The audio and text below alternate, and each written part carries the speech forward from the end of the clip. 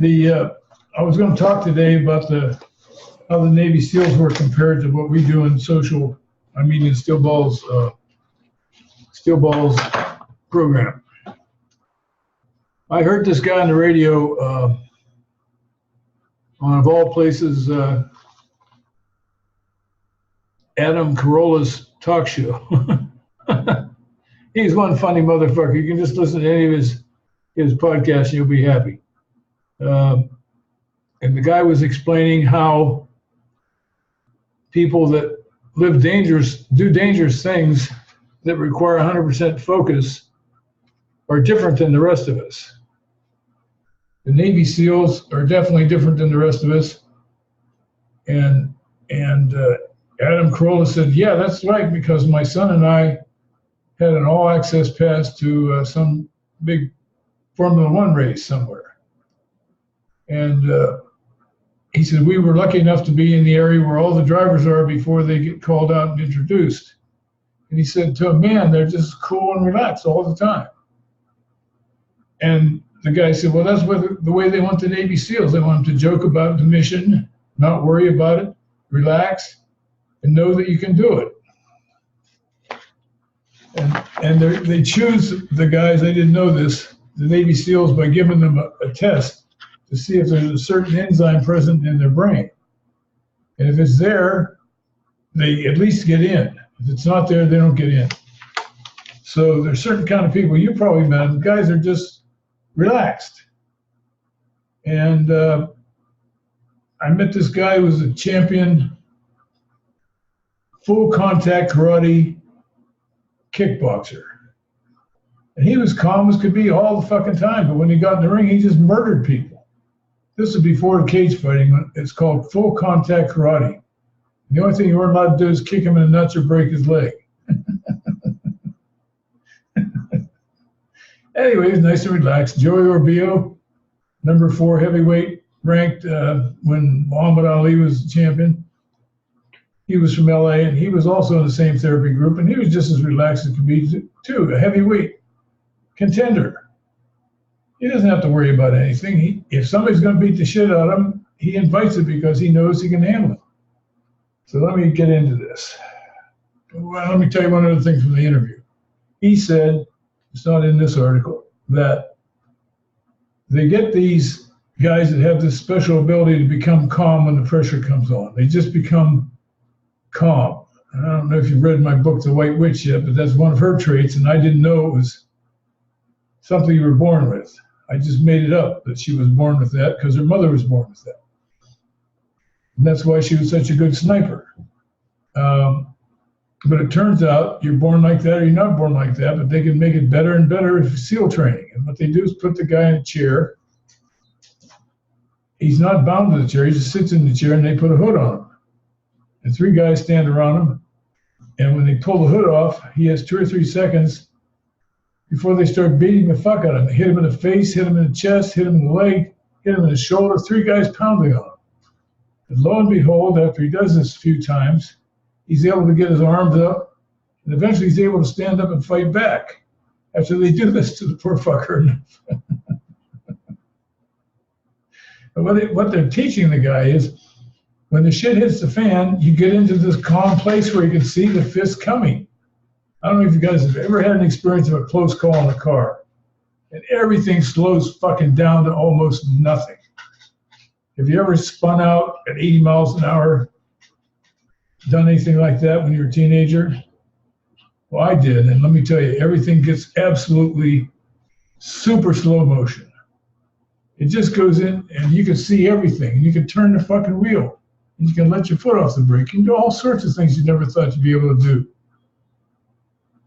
I don't want to be a Navy SEAL, but I had that experience. I don't know if you, and a lot of guys I talked to in the Army and back though in the aerospace had a similar experience where the shit hit the fan and it looks like everything's going in slow motion. This one mountaineering friend of mine said, this famous story about this expert climber who fell with no rope climb, whatever you call that, free climb. And he slipped and fell, and he took his axe as he was tumbling off the rock backwards, And when he came around, he took this axe. He could see this crack coming. Wham! He drove the axe into the crack and held onto the handle. And I don't know if you remember physics in high school, but 32 feet per second squared is how fast you're going. And he could see the crack coming, and he could put the fucking axe in the crack. And sure enough, they pulled him up. Somebody saved him. So I bet it's the same as these acrobats that do these impossible-looking things. yeah, but they have to be willing to die. We're talking about life or death shit. We're not talking about a car going 80 miles an hour and spinning around like that. I can remember seeing the mailbox go by. And I almost read the name on the mailbox. Like, holy fuck. And I just overcorrected the first time, and the second time I had corrected less. Third time I finally got that fucker straightened out. But boy, the seat covers are sucked right up my ass, I can tell you that. 55 Chevy in the rain on a wet blacktop road that had the tar. You guys live back east. The tar melts on the blacktop roads in the summer, comes up to the top, and when it rains, it's just like fucking black ice. And I was going around this turn, and I overcorrected. Now, when you start to slide that way, you got to turn this way. And I turned too far, and the fucking car starts going the other way, around and around. Oh, my dad's new car, not my car. So I'm going to get killed by the car or my dad if I wreck this fucking thing. So it was double jeopardy. Anyway, we do the same thing when we desensitize ourselves by going on coffee dates 20 times. You find out that nothing bad happens, or if it does happen, it doesn't kill you. You put yourself in the breach, and she's nice, and you're nice, and everything goes well. Your confidence goes up, and your courage goes up. We do the same thing with that. And other things where we desensitize ourselves by putting ourselves in situations like when I tell these guys to go on job interviews before they have a job. It's the same thing. You go there, you're all tensed up, and you finally learn to relax when you go in there. So that's the same thing. That's behavior mod. I remember when I was first learning to be assertive, one of the first things I noticed is when I started getting slightly angry, I started talking perfectly. What do you think? What do you think that is? Pure presence. You're in the present. What else could it be? I don't know. Anger is an emotion that helps you survive. Mm-hmm. It's there to help you survive. It's not there to cause you problems. I don't know. I wouldn't necessarily believe that it's focused, but it does.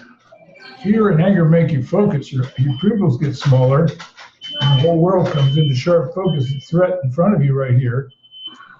So maybe you're now 100% in the present. I don't know, but if your diagnosis, I'll stick with it. Nobody's ever reported that before. There's that little kid. That little kid right there. You see? Joe asked me, what would I tell a 6-year-old to make him, a 6-month-old to become successful with women? I said, don't believe anything your parents tell you. It's all bullshit. It certainly was with me. Yeah. So, that was such a wonderful poem you wrote to Wendy. Oh, she's going to be #1 kid in your list. I have a question about. It was always like, oh my God, what's wrong with the world? Not me. Go ahead, Joe. I have a question about this desensitizing thing. Uh-huh. So, do you think it would work? Like, for example, when I'm clearing out all the clutter in the storage, I've been thinking, I have to sell the stuff, Uh-huh. and then when we talk about it, it's like, look, you're just trying to squeeze some juice. It's better to throw it away. If I throw away a little bit, and then I realize, like, look, nothing bad happened. In theory, it would help to throw away more and more because you sort of become. Yes, it would. Okay. But like I told you, human beings prefer to have the pain happen all at once. So maybe you're the exception to the rule. They don't like pulling the Band-Aid off slowly for 6 months of emptying the stuff out of the storage shed. Like to go down there one day and get it over with and then quit worrying about it. That's most people. But you may get some kind of weird payoff for punishing yourself. Fuck if I know. Well, I don't think it's that. It's just I keep thinking that something will pop up. Like I'll keep thinking somebody will pop up in my radar who wants to buy a bunch of cowboy boots, and then I'll say, "Fuck, I threw them all away," you know, and then I'll feel bad. But like, it hardly ever happens that happens. I'm sorry, I'm laughing.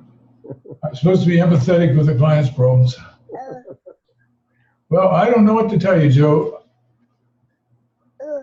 My recommendation is you get the companies that come and get your junk. Do it one day. Get it over with. That's me. I think your behavior will change. I think you act differently about everything. It'll be such a noticeable change, it'll blow your fucking mind, I think. Why didn't I do this 10 years ago? But I could be wrong. You might go into a fetal position, lay on the floor of the shed. Where's my junk? Well, it's more this crazy idea that there's a value in there. Like there's a valuable antique in there. Right.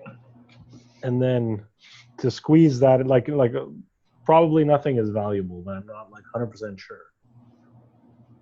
Well, it's up to you, but I highly recommend that one day get it over with. Goddamn allergies. Okay, where was I? That desensitization. Okay, and every T-babe in the world has said the same thing.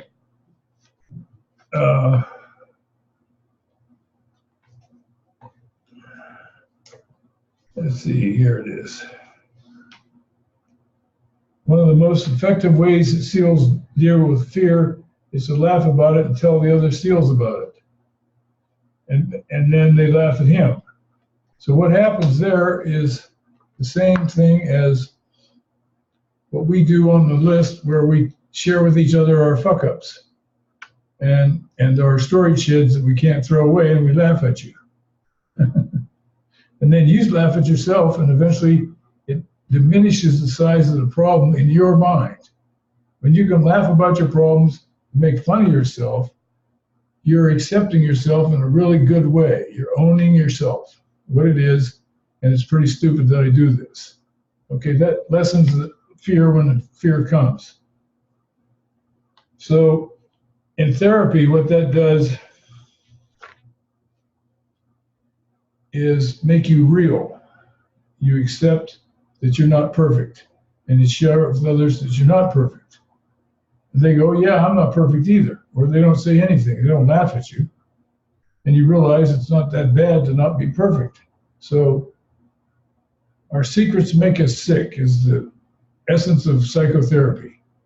Anything you're keeping to yourself, like Mason's worried about people finding out if he has a girlfriend, it's fucking up his life. He doesn't know that, he doesn't think that, he doesn't believe that, but it is. Glenn not getting divorced is fucking up his life. Not having that piece of paper is causing him problems in every aspect of his life, and he doesn't know it yet. But once he gets that piece of paper, he's going to be a different person. Once Mason gets a girlfriend, he's going to be a different person. So being real changes you, and it changes the way people treat you. Let me get a little bit more about that. Women, the biggest problem women face is he lying? Okay? And when you're real, she can tell immediately you're not lying. So you're already on first base in front of everybody else because you're real. You're normal. You're not bullshitting her. You're not trying to be something you're not. You're not doing any of that shit. You're just being real. Okay, women like that because they trust you then. No matter what you're feeling, it has to come out some way. The more you suppress it, the less energy you have to think about things and solve problems with your logical brain. The more emotions you're holding down, the less intelligent you are, in simple English. The solution is very simple. Breathe. Make yourself breathe. Set your alarm every 20 minutes all day and just take a long, deep breath. The SEALs use what's called box breathing. We do it in therapy for relaxation. Breathe in for 4 beats. Hold it for 4 beats. Let it out for 4 beats. Now don't breathe for 4 beats. Repeat that, repeat that, repeat that. And you will notice everything slows down and you come back to the present. Breathing is the answer to everything. I don't know if you've ever seen pictures, but there's a guy on first, and the batter up there is Mike Trout. And you got the ball right here in your hand.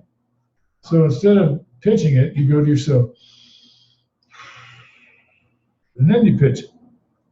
Because you get together, get in your center, and do what you know how to do.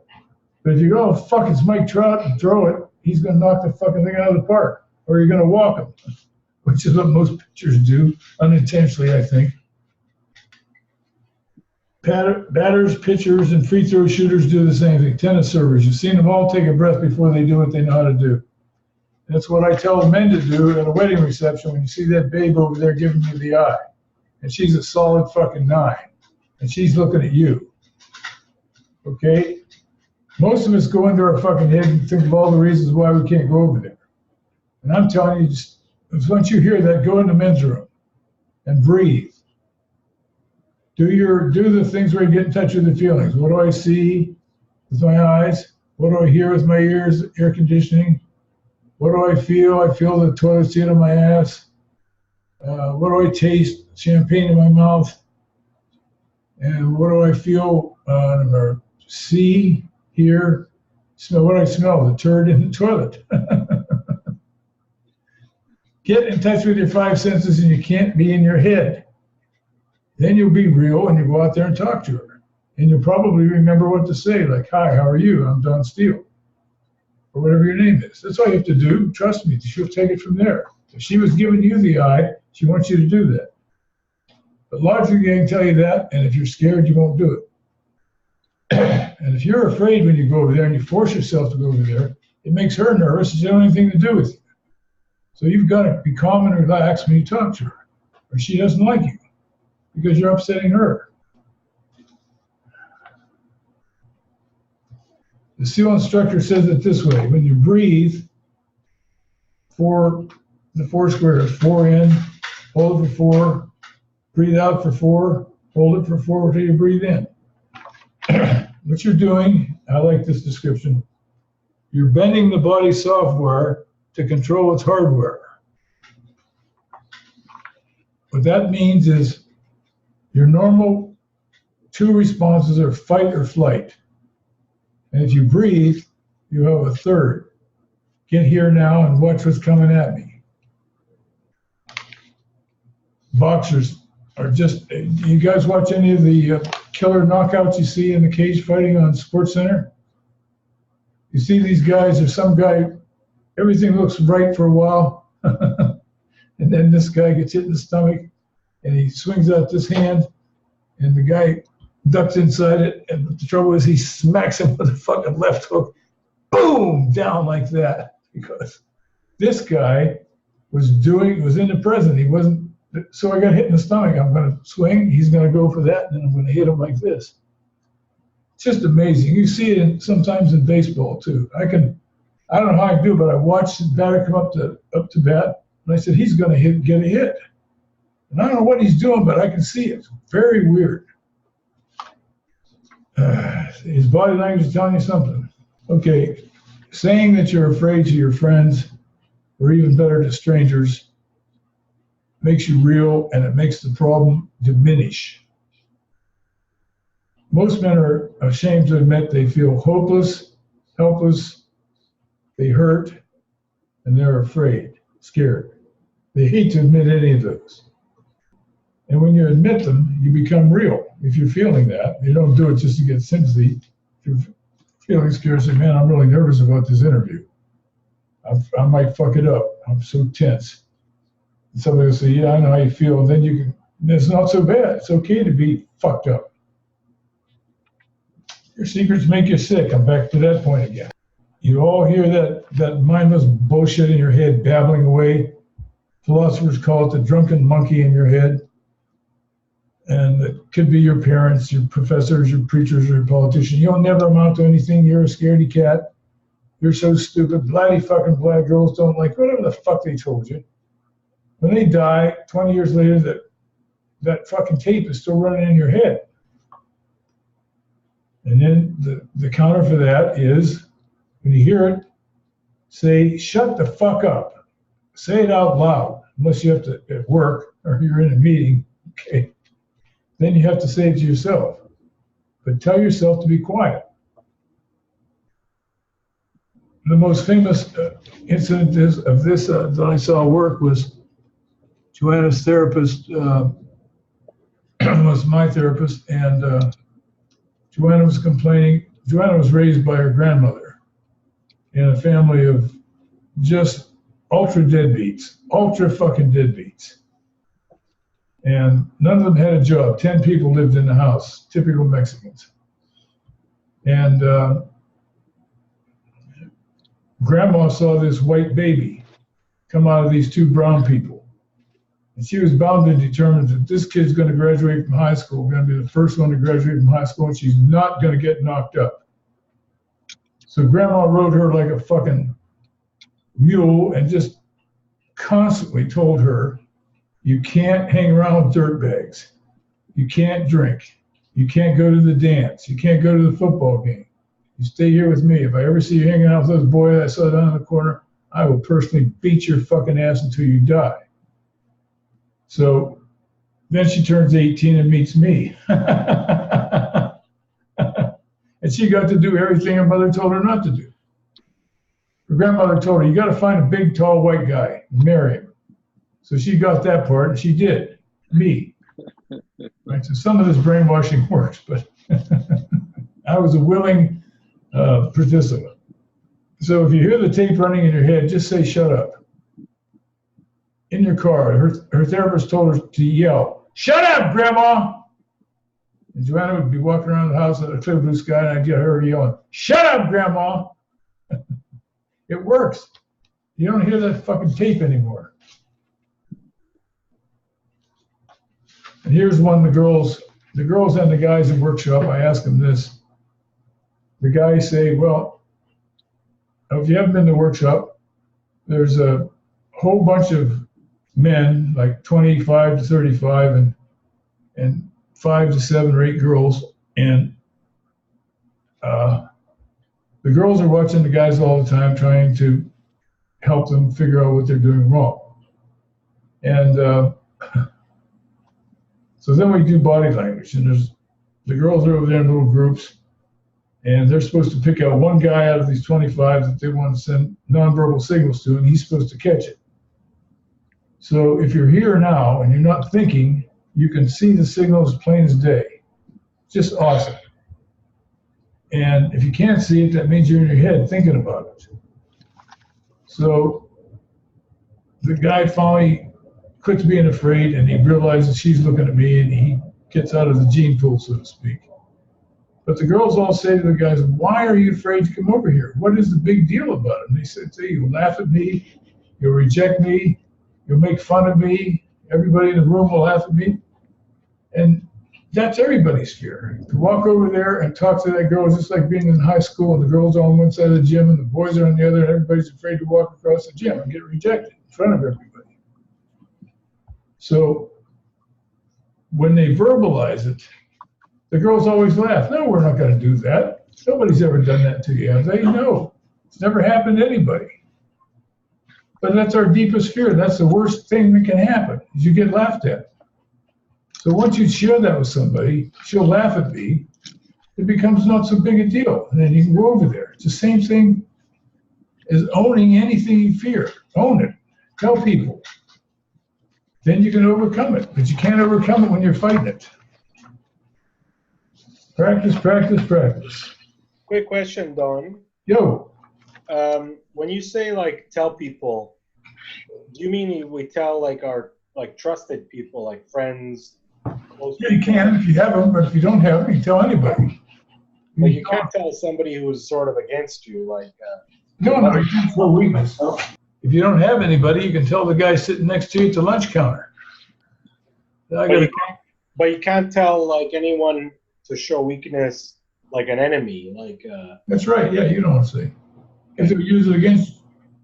It's nice to tell friends, but Strangers are just as good. Somebody sitting beside you in the cafeteria.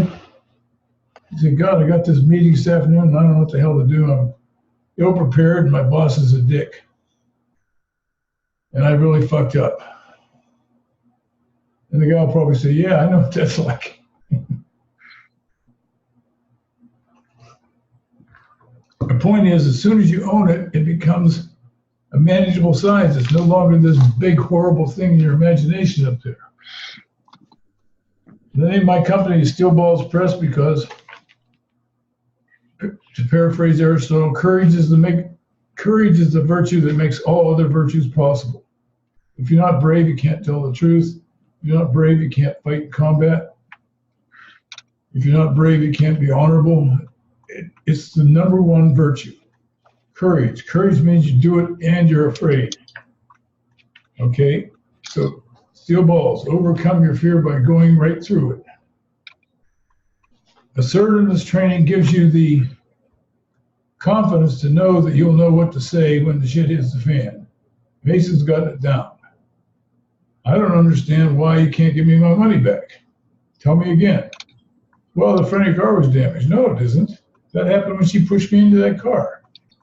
Well, it's just our decision. I understand it's just your decision, and I want my money back. Over and over and over again. Let me talk to my lawyers how you end that